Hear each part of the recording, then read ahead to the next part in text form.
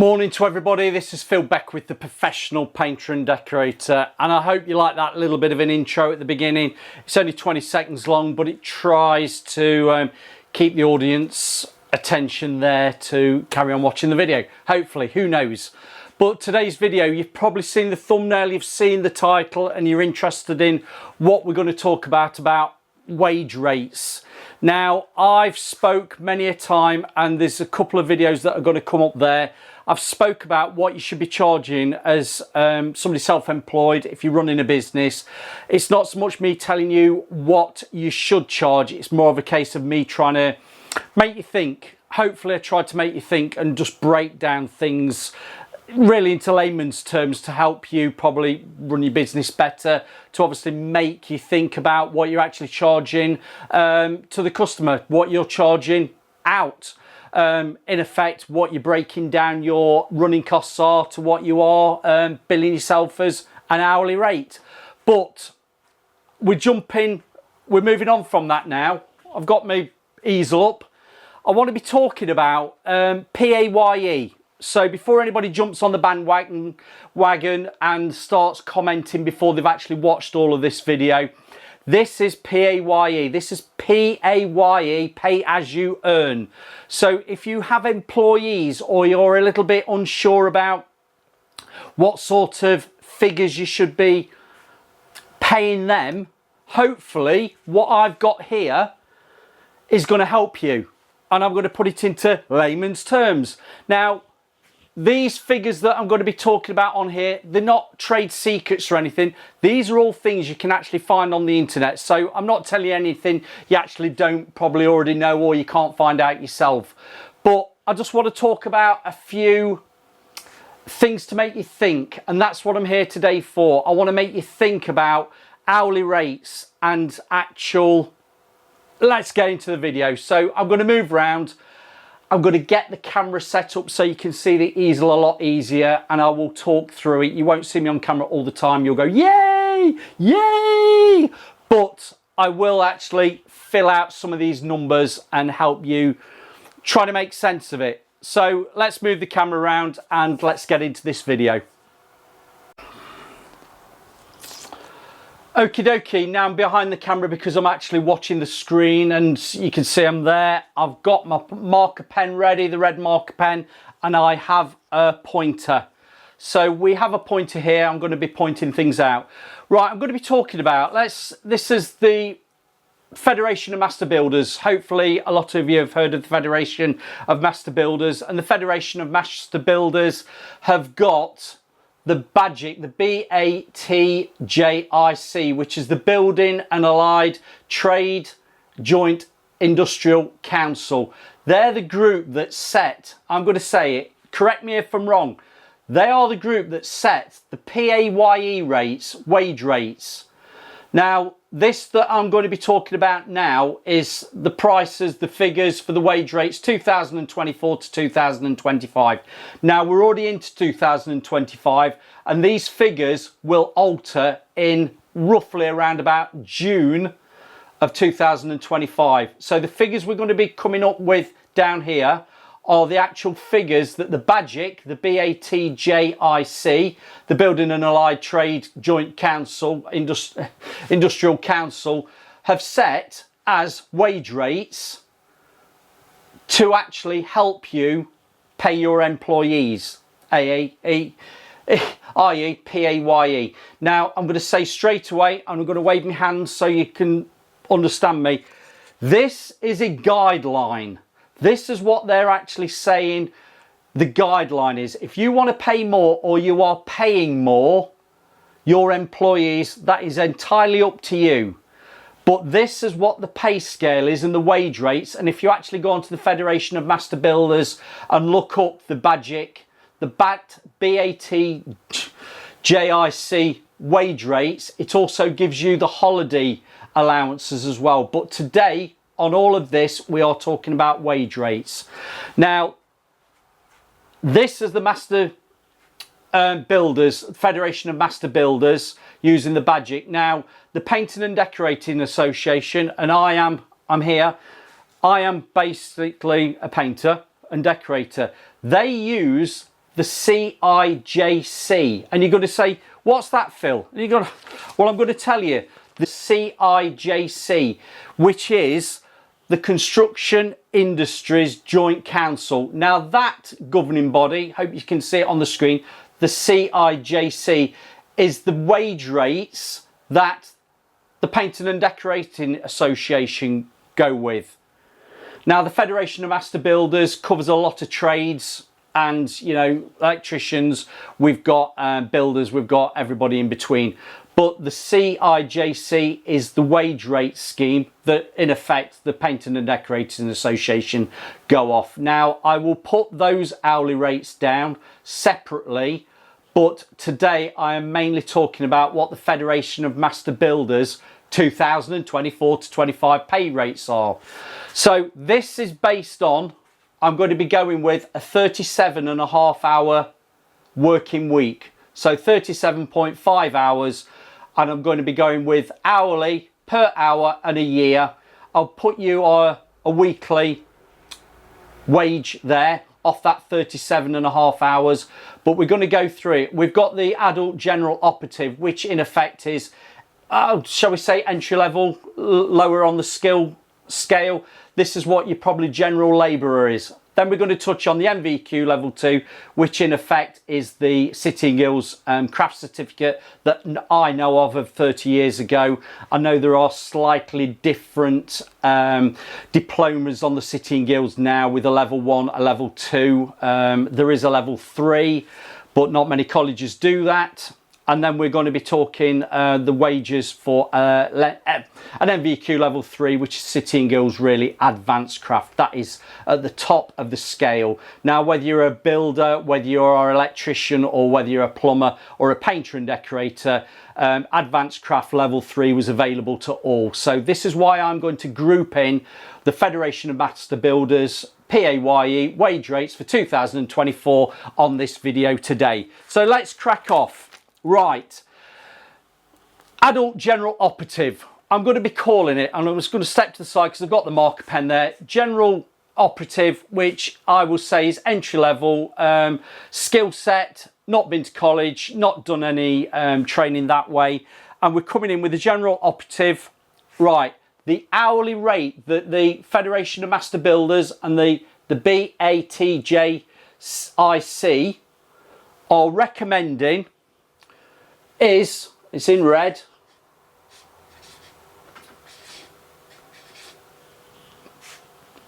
£12.05 an hour. Right, so what is that? What does that equate to if we're looking at a weekly wage? You will be paying that General Operative £451. I'm trying to reach and 88 pence a week on a 37.5 hour week. You can see that, and you're going to say, Phil, can you break that down into what it is a year? You're looking at £23,497 a year. That's somebody unqualified, unskilled, and I'm using the term loosely with using the term loosely, but that is your labourer on a building site. Right, let's just move up to somebody who's actually qualified and been to college, probably done the apprenticeship, and you are looking at an NVQ Level 2 with City and Guilds craft certificate. Now, craft certificate is not advanced craft. Craft certificate is what I had when I was at college, that you'd done your third year. I'd done 3 years before I'd got a craft certificate on a day release at Basement Hall College in Nottingham. But now they do it a lot quicker, and you could probably do your Level 2 within 18 months. Correct me if I'm wrong. But right, if you've got Level 2 and you're on the building site and you're working on a building site, or you want to be paid by somebody employed, and you have got your NVQ Level 2, right, is this going to shock you? The hourly rate, I'm going to write it down there. Guess what it is? £13.59 an hour. Can I do that? I'm reaching. £13.59 an hour. And that is £509.96 a week on your 37.5 hours. And you want to bring that into how much a year? 26,500. Now don't forget, I'm going to say again, this is PAYE. Get me stick, PAYE. This figure that you are paying your staff, you've got your tax, you've got your national insurance, all worked out, allowing for however many holidays, 4 or 5 weeks holiday a year. So if you are PAYE working for somebody, and I'm not saying a subcontractor, I am saying PAYE, this is the figures that are recommended, and it allows your holidays and sick pay and everything in between. Right, we're going to jump now to obviously where I am, advanced craft. If you're on a building site, you've probably got a gold card. You are the elite, aren't you? You are the elite of all the trades because you've got your level 3, you've got your sitting guilds, advanced craft, you've got your gold card. You surely want to be earning some big money. Let's bring that down to what you're actually earning an hour. They're recommended. £15.70 an hour. That's what they're saying you're on an hour with the PAYE. We're going to bring that into a weekly, and if I can reach round, we've got 588.75. That's what you will be on a week if you're on that 37.5 hours. Now if you're working a 39-hour week, or if you're doing a 45-hour week, and you're paid by the hour, obviously that will be increased. Right, what is that if you are talking about a yearly salary? You're looking at just over 30 grand, and that is 30,615. 30,615. What do we think of that? Somebody who's been to college, probably like myself, I've done 4 years at college, day release, particularly with me. I'm going to say I did an apprenticeship as well within NHS, fully qualified. That's what, if I was PAYE with a firm, that's what they could be looking at paying. They could pay less than that, they could pay more than that. But this is the guideline with the Federation of Master Builders and the Building and Allied Trade Joint Industrial Council. That's what they're saying to pay, £15.70. Right, I'm going to change my marker pen because I'm going to tell you in blue what the Construction Industry Joint Council are saying in comparison. If you're a general operative, they're saying 11.95. Why it's different, not too sure. You're not looking at much difference, but there is a difference between what the CIJC are recommending for pay compared to the BATJIC. Right, let's move up to somebody who's got the qualifications in level 2, which is, let's have a look at this. I will say this is £14.60. Level 2. If you have your craft, advanced craft, if you've got your advanced craft, you have had to have done your level 2 and your level 3, and that is paying in comparison £15.34. So there's a little bit of difference. £15.34, £15.70. Please tell me why there's a difference. Surely we're all in the same building trade.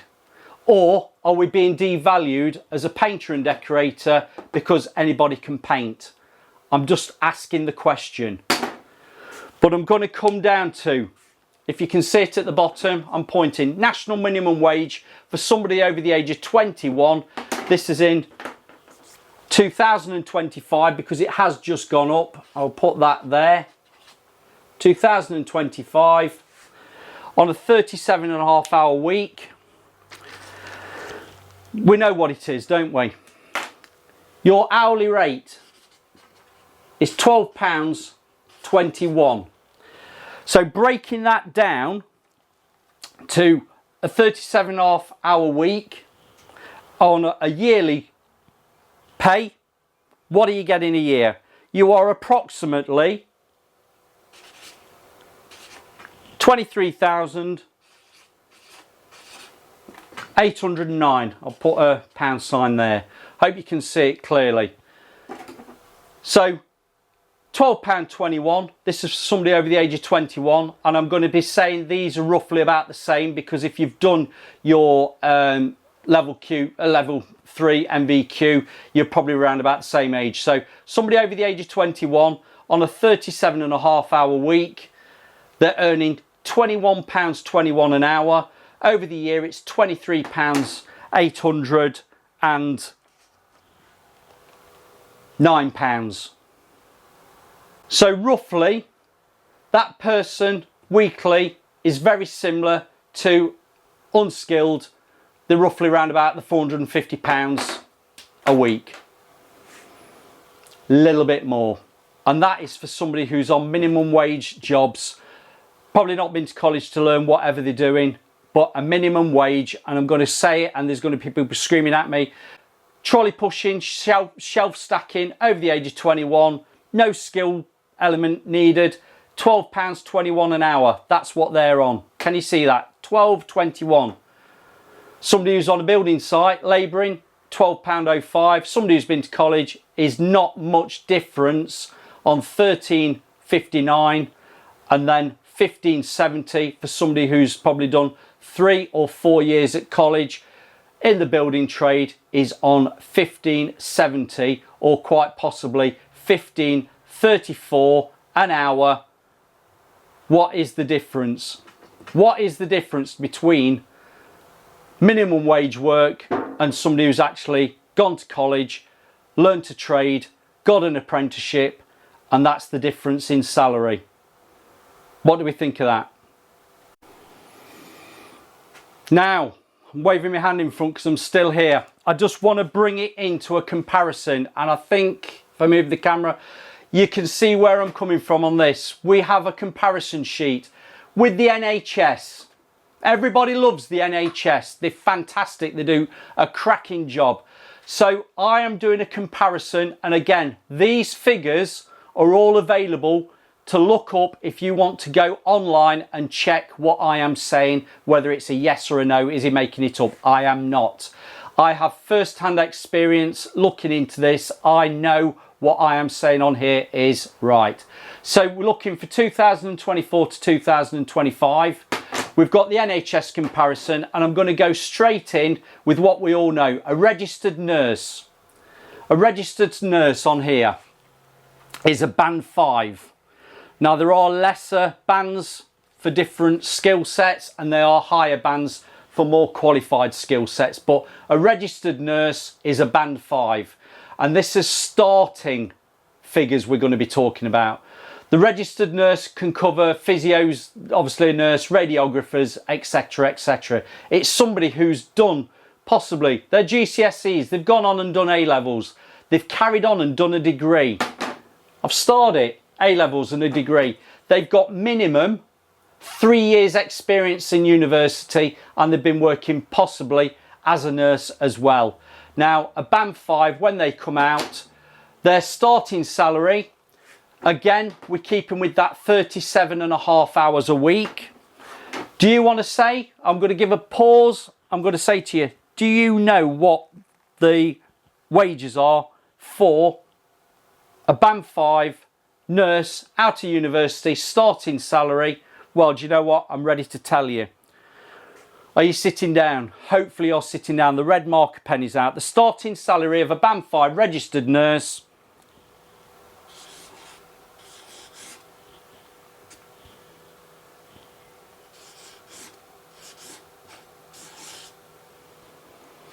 we can see that, £29,970. That is somebody qualified at being a nurse, out of university, got a job in a hospital or wherever, with the NHS, all that, qualified, probably come out of university with some debt, and that is what their starting salary is, approximately. It might alter depending on what sort of times you're working, but that is the starting salary of a registered nurse. £29,970. Very similar. So very similar to somebody in the building trade who's got NVQ Level 3, Advanced Craft City Guilds, etc, etc, their salary is very similar to a nurse's at £30,615. But we still come back to the question, minimum wage. Does everybody understand that? Please give us some comments below what you're thinking when you see this. Let's get on to the next slide. We're going to wind up in a moment. I'm still here. I'm coming in from the other side. Right, we're going to be summing up. They've got a question at the end. You can see it. We're talking about the minimum wage over 21. I've highlighted it. £12.21. That on a 37.5-hour week is £457.88. And if we times that by 52 to give us a rounded yearly figure, we have got £23,809 for somebody who is doing minimum wage. Quite possibly could be working hard, but it is what I call shelf stacking, trolley pushing. That is the minimum wage for somebody over the age of 21. We're going to drop down to the question, and you can see it there, and I will drop down and I will zoom in, and let's make it a bit more of a feature. I'm going in fully. The question is, what incentive in 2025 is there to learn a trade, going to college, do an apprenticeship, or train to be a nurse in the NHS? Because the wage comparison isn't that much more when you take into account your time you've had at college, university, doing a degree, to somebody that could be just on minimum wage. And minimum wage also brings extra benefits. If you know what those benefits are, please tell us in the comments below. But again, the question and the closing question, what incentive are there out there for young people today to go and learn a trade, to learn a trade correctly, properly, to go to college, to do an apprenticeship, or do you just wing it and muddle yourself along? That's the question. Comments below.